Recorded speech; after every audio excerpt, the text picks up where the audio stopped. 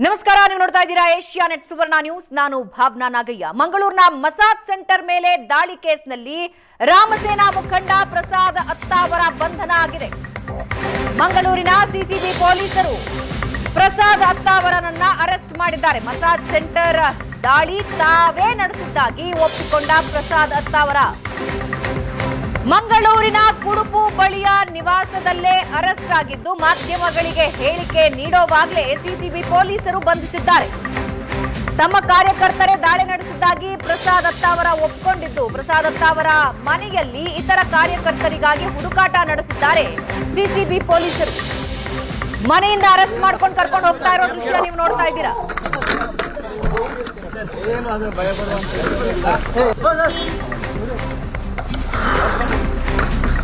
Massage centre ಮೇಲೆ ದಾಳಿ ನಡೆಸಲಾಗಿತ್ತು. ಒಳಗಿದ್ದ ಪೀಠೋಪಕರಣಗಳನ್ನ ಧ್ವಂಸ ಮಾಡಲಾಗಿತ್ತು.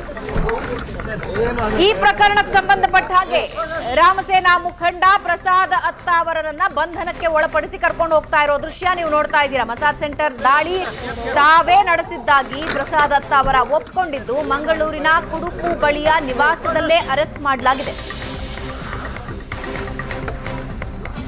ಮಾಧ್ಯಮಗಳಿಗೆ ಹೇಳಿಕೆ ನೀಡುವಾಗಲೇ ಸಿಸಿಬಿ ಪೊಲೀಸರು ಬಂಧಿಸಿದ್ದಾರೆ. ತಮ್ಮ ಕಾರ್ಯಕರ್ತರೇ ದಾಳಿ ನಡೆಸಿದ್ದಾಗಿ ಪ್ರಸಾದ್ ಅತ್ತಾವರ ಒಪ್ಪಿಕೊಂಡಿದ್ದು, ಇತರ ಕಾರ್ಯಕರ್ತರಿಗಾಗಿ ಹುಡುಕಾಟ ನಡೀತಾ ಇದೆ.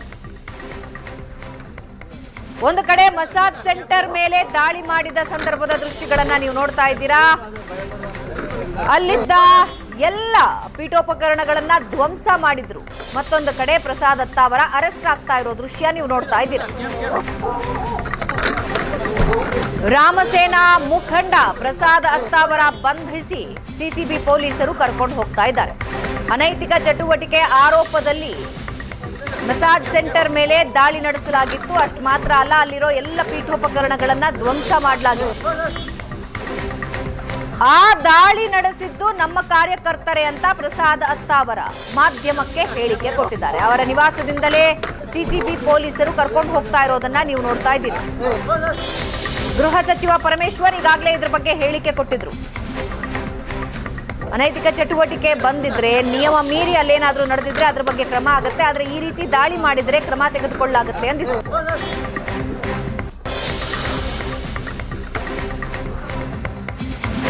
ಕಾರ್ಯಕರ್ತರು ಮಾಡಿದ್ದಾರೆ, ಏನಿದೆ ಅದರಲ್ಲಿ ತಪ್ಪೇನಿಲ್ಲ.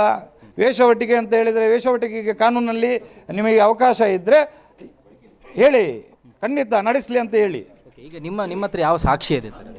ಅದು ಸಾಕ್ಷಿ ನೋಡಿ, ನಮ್ಮ ಕಾರ್ಯಕರ್ತರೇ ಸಾಕ್ಷಿ. ಅಲ್ಲಿ ನಡೆಸುವಂಥದ್ದು, ಅಲ್ಲಿ ಹೋಗಿ ನೀವು ಹೆಂಗೆ ಸ್ಟಿಂಗ್ ಆಪರೇಷನ್ ಮಾಡ್ತೀರಾ ಹಂಗೆ ಅಲ್ಲೂ ಆಗಿದೆ.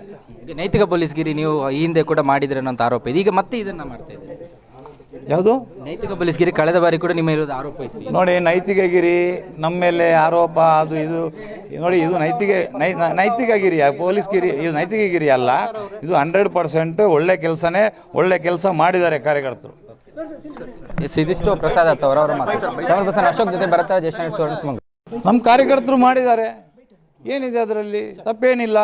ವೇಷವಟಿಕೆ ಅಂತ ಹೇಳಿದರೆ, ವೇಷವಟಿಕೆಗೆ ಕಾನೂನಲ್ಲಿ ನಿಮಗೆ ಅವಕಾಶ ಇದ್ದರೆ ಹೇಳಿ, ಖಂಡಿತ ನಡೆಸಲಿ ಅಂತ ಹೇಳಿ. ಈಗ ನಿಮ್ಮ ಹತ್ರ ಯಾವ ಸಾಕ್ಷಿ ಇದೆ ಸರ್?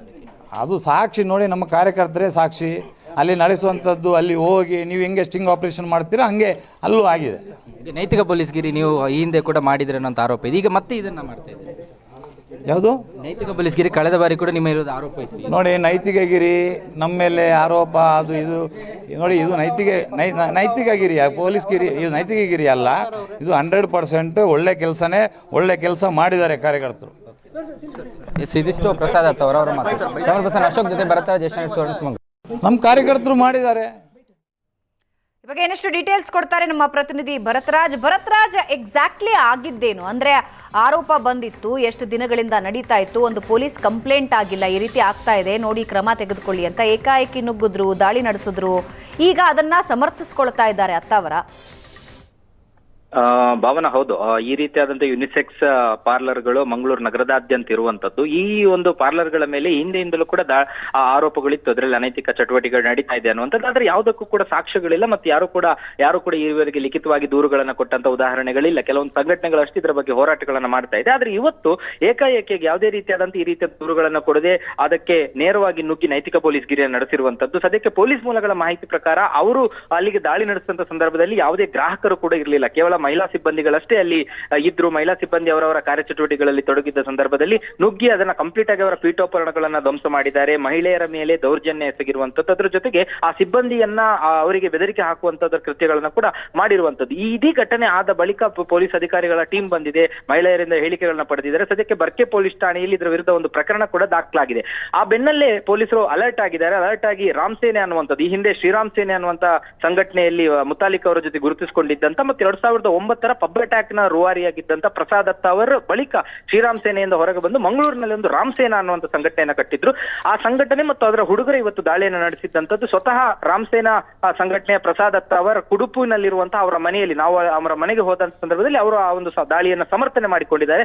ಸಮರ್ಥನೆ ಮಾಡಿಕೊಳ್ಳುವಂತ ಹೊತ್ತಲ್ಲೇ, ಮಾಧ್ಯಮಗಳಿಗೆ ಹೇಳಿಕೆ ನೀಡ್ತಾ ಇರತಕ್ಕಂತ ಹೊತ್ತಲ್ಲೇ ಸಿಸಿಬಿ ಪೊಲೀಸರ ಟೀಮ್ ಅವರನ್ನ ವಶಕ್ಕೆ ಪಡೆದಿರುವಂತದ್ದು, ಅರೆಸ್ಟ್ ಮಾಡಿ ಅವರನ್ನ ತೆಗೆದುಕೊಂಡು ಹೋಗಿದ್ದಾರೆ. ಅದರ ಜೊತೆಗೆ ಕಾರ್ಯಕರ್ತರು, ದಾಳಿ ನಡೆಸಿದಂತ ಒಂದು 4-5 ಕಾರ್ಯಕರ್ತರು ಕೂಡ ಈಗಾಗಲೇ ಅರೆಸ್ಟ್ ಆಗಿದ್ದಾರೆ, ವಶಕ್ಕೆ ತೆಗೆದುಕೊಳ್ಳಲಾಗಿದೆ ಅನ್ನುವಂತ ಮಾಹಿತಿ ಸಿಕ್ಕಿರುವಂತದ್ದು. ಒಟ್ಟು ಅವರೇ ಸ್ವತಃ ಒಪ್ಕೊಳ್ತಾ ಇದ್ದಾರೆ, ನಾವೇ ದಾಳಿ ನಡೆಸಿರುವಂತದ್ದು, ಅಲ್ಲಿ ಬೇರೆ ಚಟುವಟಿಕೆಗಳು ನಡೀತಾ ಇತ್ತು, ಮತ್ತೊಂದು ಮಗದೊಂದು ಅನ್ನುವಂಥದ್ದು. ಆದ್ರೆ ಇಲ್ಲಿ ಇರುವಂತಹ ಪ್ರಶ್ನೆ, ಈ ರೀತಿಯಾಗಿ ಒಂದು ವ್ಯವಹಾರಿಕ ಸಂಸ್ಥೆ ಒಳಗೆ ನುಗ್ಗಿ, ಅಂದ್ರೆ ಆ ಗೃಹ ಸಚಿವರೇ ಓಪನ್ ಆಗಿ ಹೇಳ್ತಾರೆ, ಇದಕ್ಕೆ ಒಂದು ಅನುಮತಿ ಇದೆ, ಮಂಗಳೂರು ಮಹಾನಗರ ಪಾಲಿಕೆಯಿಂದ ಟ್ರೇಡ್ ಲೈಸೆನ್ಸ್ ಅನ್ನ ಪಡೆದು ಯುನಿಸೆಕ್ಸ್ ಸೆಲೂನ್ ಅನ್ನ ನಡೆಸಲಾಗ್ತಾ ಇದೆ. ಹಾಗಾಗಿ ಅದರ ಒಳಗೆ ಅಂತದ್ದೇನಾದ್ರೂ ವಹಿವಾಟುಗಳಾಗಿದ್ರೆ, ಅಂತದ್ದೇನಾದ್ರೂ ಆಗಿದ್ರೆ ಅದರ ವಿರುದ್ಧ ದೂರು ಕೊಡಿ, ಪೊಲೀಸರು ನೋಡ್ಕೊಳ್ತಾರೆ, ಅಥವಾ ಅದಕ್ಕೆ ಸಂಬಂಧಪಟ್ಟ ಅಧಿಕಾರಿ ವರ್ಗ ಇದೆ, ಅದಕ್ಕೆ ಸಂಬಂಧಪಟ್ಟಂತ ಇಲಾಖೆಗಳಿಗೆ ಅವ್ರು ನೋಡ್ಕೊಳ್ತಾರೆ. ಕಾನೂನನ್ನ ಕೈಗೆತ್ತಿಕೊಳ್ಳಲಿಕ್ಕೆ ಯಾರಿಗೂ ಕೂಡ ಅಧಿಕಾರ ಇಲ್ಲ, ಅದು ಯಾವುದೇ ಸಂಘಟನೆಗಳಿಗೂ ಕೂಡ ಈ ರೀತಿ ಅಧಿಕಾರಗಳಿಲ್ಲ. ಹಾಗಾಗಿ ಇದರ ವಿರುದ್ಧ ನಾವು ಕಠಿಣವಾದ ಕ್ರಮಗಳನ್ನ ಕೈಗೊಳ್ತೀವಿ ಅನ್ನುವಂಥದ್ದನ್ನ ಉಡುಪಿಯಲ್ಲಿರುವಂತಹ ಗೃಹ ಸಚಿವರು ಹೇಳಿರುವಂತದ್ದು. ಅದರ ಬೆನ್ನಲ್ಲೇ ಈಗಾಗಲೇ ಡಿಸಿಪಿ ಸಿದ್ಧಾರ್ಥ ಗೋಯಲ್ ಅವರು ಘಟನಾ ಸ್ಥಳಕ್ಕೆ ಬಂದಿದ್ರು, ಎಲ್ಲ ಹೇಳಿಕೆಗಳನ್ನು ಪಡೆದ್ರು. ಪ್ರತ್ಯೇಕ ತಂಡಗಳಾಗಿ ಪೊಲೀಸರನ್ನ ವಶಕ್ಕೆ ಪಡೆಯುವಂತದ್ದು, ಅಂದ್ರೆ ಅಲ್ಲಿ ಏನು ಪೊಲೀಸರು ಅವರ ಆರೋಪಿಗಳನ್ನು ವಶಕ್ಕೆ ಪಡೆಯುವಂತ ಕೆಲಸಗಳನ್ನ ಮಾಡ್ತಾ ಇದ್ದಾರೆ. ಒಟ್ಟು ಒಂದು 9 ರಿಂದ 10 ಜನರ ತಂಡ ಈ ಒಂದು ಇದಕ್ಕೆ ದಾಳಿ ನಡೆಸಿರುವಂತಹ ಅನುಮಾನ, ಅಂದ್ರೆ ಸಾಧ್ಯತೆಗಳಿರುವಂತದ್ದು. ಅದರ ವಿಡಿಯೋ ಫುಟೇಜ್ ಗಳಲ್ಲೂ ಕೂಡ ಬಹಳ ಸ್ಪಷ್ಟವಾಗಿ ಕಾಣುತ್ತೆ ಅವರ ಕಾರ್ಯಕರ್ತರು ದಾಳಿ ನಡೆಸಿರುವಂತದ್ದು, ಮತ್ತು ಅವರ ಮುಖಚರ್ಯೆಗಳು ಕೂಡ ಬಹಳ ಕ್ಲಿಯರ್ ಆಗಿ ಕಾಣುತ್ತೆ. ಹಾಗಾಗಿ ಈ ಪ್ರಕರಣದಲ್ಲಿ ಯಾರೆಲ್ಲ ಭಾಗಿಯಾಗಿದ್ದಾರೆ ಅವರನ್ನ ಬಂಧನ ಮಾಡುವಂತದ್ದೇನು ಬಹಳ ದೊಡ್ಡ ಕಷ್ಟದ ಕೆಲಸ ಅಲ್ಲ. ಅದರ ಜೊತೆಗೆ ಸ್ವತಃ ಅದರ ಸಂಸ್ಥಾಪಕರು ಅದನ್ನು ಒಪ್ಕೊಂಡಿರುವಂತ ಕಾರಣದಿಂದ ಇಡೀ ಕೃತ್ಯ ರಾಮ್ ಸೇನೆಯ ಒಂದು ಕೃತ್ಯ ಅನ್ನುವಂಥದ್ದು ಬಹಳ ಸ್ಪಷ್ಟ. ರೈಟ್, ಧನ್ಯವಾದ ಭರತ್.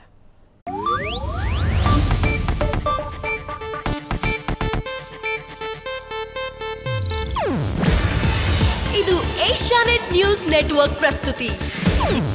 ನೀವು ನೋಡ್ತಿದ್ದೀರಾ ಏಷ್ಯಾನೆಟ್ ಸುವರ್ಣ ನ್ಯೂಸ್.